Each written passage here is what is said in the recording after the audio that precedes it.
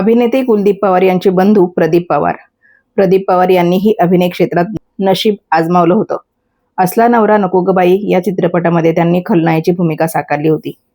14 चित्रपट, अनेक नाटकांमध्ये त्यांनी काम करून सुद्धा त्यांना चित्रपटसृष्टीत यश मिळालं नाही. सध्या ते मनोविकासक, आनंदयोगी म्हणून ओळखले जातात. त्या काळात मराठीतल्या एका टॉपच्या हिरोईनने मला लग्नाची ऑफर दिली होती. ती एका मोठ्या निर्मात्या, दिग्दर्शकाची नातेवाईक होती. कुलदीप पवार यांच्या भावाचा खुलासा. दिवंगत अभिनेते कुलदीप पवार यांच्या पावलावर पाऊल टाकत भाऊ प्रदीप पवार यांनीही अभिनय क्षेत्रात नशीब आजमावलं. असला नवरा नको ग बाई या चित्रपटात ते खलनायक म्हणून समोर आले होते. मात्र 14 चित्रपट, नाटक करूनही त्यांना अपयश आलं. सध्या मनोविकासक म्हणून प्रदीप पवार यांनी स्वतःची ओळख बनवलेली आहे. त्यांनी एका दिलेल्या मुलाखतीत अभिनय क्षेत्रातील प्रवासाबद्दल खुलासा केला. ते म्हणतात, त्या काळातल्या मराठीतल्या एका टॉप हिरोईनने मला ऑफर दिली होती. माझ्या इथून पुढच्या प्रत्येक चित्रपटात तू असशील, हा माझा शब्द आहे, पण माझ्याशी लग्न करायचं आणि कुणाला सांगायचं नाही. हे सगळं खूप कठीण होतं. माझ्या विचारांच्याही ते पलीकडचं, की हिच्याशी लग्न करायचं आणि कुणाला सांगायचं नाही आणि ती सांगेल तसं करायचं. मी मूर्ख होतो. मी ती ऑफर नाही स्वीकारली. पण मी नाही म्हटलो आणि समोरच्या व्यक्तीचा इगो दुखावला आणि त्यानंतर मी कुठल्याही चित्रपटात दिसणार नाही याची दक्षता त्यांनी घेतली. मोठ्या माशाशी लढता येत नाही, त्यांच्याशी पंगा घेता येत नाही. ती फार मोठ्या प्रोड्युसर डिरेक्टरची पाहुणे होती. मराठी सिनेमामध्ये तडफदार नायक, बेरकी खलनायक आणि चरित्र अभिनेता या तीनही भूमिका समर्थपणे साकारणारे ज्येष्ठ अभिनेते कुलदीप पवार यांचा 24 मार्च स्मृती दिवस असतो. कुलदीप पवार यांचा जन्म 24 डिसेंबर 1949. कुलदीप पवार मूळचे कोल्हापूरचे. त्यांचे वडील वसंतराव मोटारसायकलींच्या एजन्सीमध्ये काम करायचे आणि आई शांतादेवी यांनी गुजरातीत शाळा चालवली होती. कुलदीप वसंत पवार यांना अभिनयाचा वारसा नसला तरी आई शांतादेवी उत्तम नकला करत असत, तर वडील व्हायोलिन व माऊथ ऑर्गन वाजवायचे. त्यांचे वडील मराठी चित्रपटांमध्ये लहान मोठ्या भूमिका करायचे. ते पाहून कुलदीप पवार यांच्यामध्ये लहानपणापासून अभिनयाची आवड निर्माण झाली. कुलदीप पवार यांचं शिक्षण कोल्हापूरला सेंट झेवियर स्कूलमध्ये झालं. शाळेत असतानाच त्यांनी अभिनयाला सुरुवात केली. याच वयात त्यांनी सुलोचना दिदींच्या हस्ते बक्षीसही पटकावलं होतं. ज्यांना दुसरं काही करता येत नाही ते सिनेमात जातात अशी समजूत असण्याच्या काळात पवार यांनी याच क्षेत्रात यायचं निश्चित केलं होतं. तेव्हा त्यांना घरातून विरोध झाला.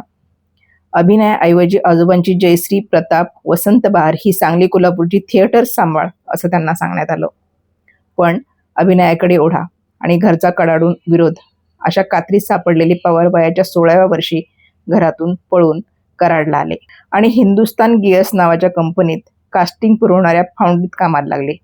लेथ मशीनवर काम केल्यावर खाली पडणारा कचरा उचलण्याचं काम त्यांना देण्यात आलं होतं. पगार फक्त 90 रुपये. कुलदीप पवार काम संपल्यावर संध्याकाळी कामगारांची नाटके हौसेने बसवायचे आणि त्याच काळात कुलदीप पवार यांच्याकडे दिग्दर्शक कृष्णा पाटील यांचं लक्ष गेलं आणि एक माती अनेक नाती या चित्रपटातल्या नायकाच्या भूमिकेसाठी त्यांना विचारणा झाली.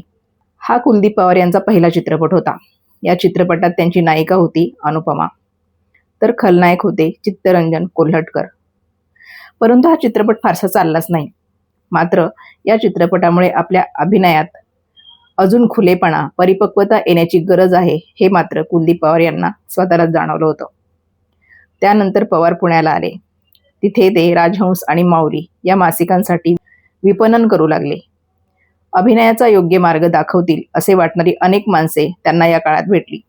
मात्र प्रत्यक्षात काम हाती आलं नाही.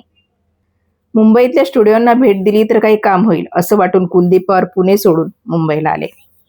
स्टुडिओतली पायपीट सुरू झाली आणि पोटासाठी बंगाली माणसाच्या कारखान्यात चेपलेल्या गाड्यांना रंग देण्याचं काम त्यांनी सुरू केलं. आणि या काळात त्यांना चित्रपटात काम करण्याची संधीच मिळत नसल्यामुळे ते खूप निराश झाले. याच काळात भारदस्त आवाजाच्या आणि उत्तम व्यक्तिमत्वाच्या पण दाढी वाढलेल्या पवारांशी गाडगीळ नावाच्या गृहस्थांशी ओळख झाली. ते पवारांना नाट्य संपदेच्या कार्यालयात घेऊन गेले. पवारांच्या रूपात दाजी पणशीकरांना इथे ओशाळला मृत्यू या नाटकाकरता जसा हवा होता तसा संभाजी सापडला. या नाटकाचा पहिला प्रयोग बेळगावला झाला. तो एकदम सुपरहिट, हाऊसफुल ठरला. याचे पुढे 350हून अधिक प्रयोग झाले. पुढे नाट्य संपदा आणि कुलदीप पवार हे अतूट समीकरण झालं.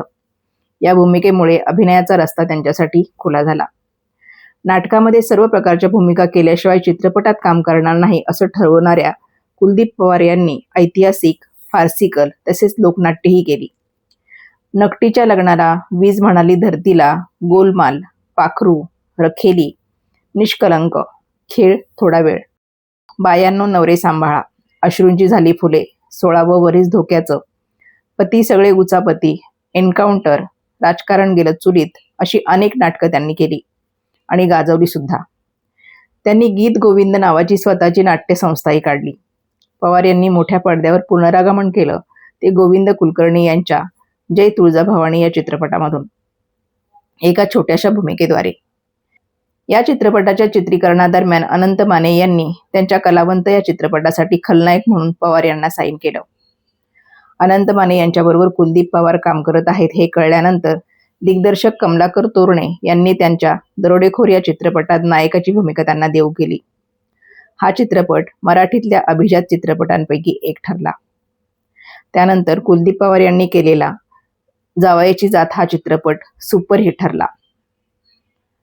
रांगडा मराठमोळा मर्द नायक या चित्रपटात त्यांनी अतिशय प्रभावीपणे साकारला होता आणि त्यानंतर त्यांच्या उत्तमोत्तम चित्रपटांची मालिकाच प्रेक्षकांच्या समोर आली. अरे संसार संसार, शापित, सर्जा, बिनकापांचा नवरा, मर्दानी, गुपचूप गुपचूप, गोष्ट धमाल नाम्याची, नेताजी पालकर, पायगुण, हिरवा चुडा, खरा वारसदार, एकापेक्षा एक, आई तुळजाभवानी, जाऊ तिथे खाऊ, देवाशपथ खोटं सांगेन खरं सांगणार नाही, वजीर, तहान, सुपारी, श्रीनाथ म्हसोबाचं चांग भलं, सगळे नवरे गाढव, संसार पाखरांचा, मला एक चानस हवा, नवरा माझा नवसाचा, भारतीय इत्यादी चित्रपट करणाऱ्या कुलदीप पवार यांनी वैविध्यपूर्ण भूमिका साकारल्या. भूमिकांचे असे वैविध्य फारच कमी जणांच्या वाट्याला येतं. कुलदीप पवार यांनी प्रोफेसर प्यारेलाल, दूध का कर्ज, जीत असे मोजके हिंदी चित्रपट सुद्धा केलेले आहेत. रुपेरी पडद्यावर त्यांनी आपल्या अभिनयाचा ठसा उमटवत चित्रपटात काम केल्यावर ते टीव्हीच्या छोट्या पडद्याकडे वळले होते. परमवीर ही त्यांची भूमिका रसिकांच्या स्मरणात आजही आहे. हो, मला तर आठवते. त्यांच्या परमवीर, तू तू मै मै, वक्त की रफ्तार ह्या हिंदी तर बंदिनी ही मराठी मालिका खूपच लोकप्रिय झाली. प्रेक्षकांमध्ये बिग बी अमिताभ बच्चन यांचाही समावेश होता. अभिनेता कुलदीप पवार यांच्यामध्ये एक पटकथाकाराचे काही पैलू आहेत. त्यांनी बंदिनी, परमवीर या मालिकांचे काही भाग स्वतः लिहिले होते. कुलदीप पवार यांच्या सत्ताधीश मधील भूमिकेला महाराष्ट्र शासनाचा सर्वोत्कृष्ट सहाय्यक अभिनेता म्हणून, हळद कुंकू चित्रपटातल्या भूमिकेला विशेष लक्षवेधी भूमिका म्हणून आणि एन्काउंटर या नाटकाला नाट्यगौरव पुरस्कार मिळाले आहेत. 41 वर्षाहून अधिक काळ अभिनय क्षेत्रात भोरंगी व्यक्तिरेखा साकारणाऱ्या कुलदीप पवार यांनी 24 मार्च 2014ला किडनीच्या आजारावर अंधेरीतल्या कोकिलाबेन हॉस्पिटलमध्ये उपचार सुरू असताना जगाच्या रंगमंचावरून एक्झिट घेतली. कुलदीप पवार यांना भावपूर्ण श्रद्धांजली.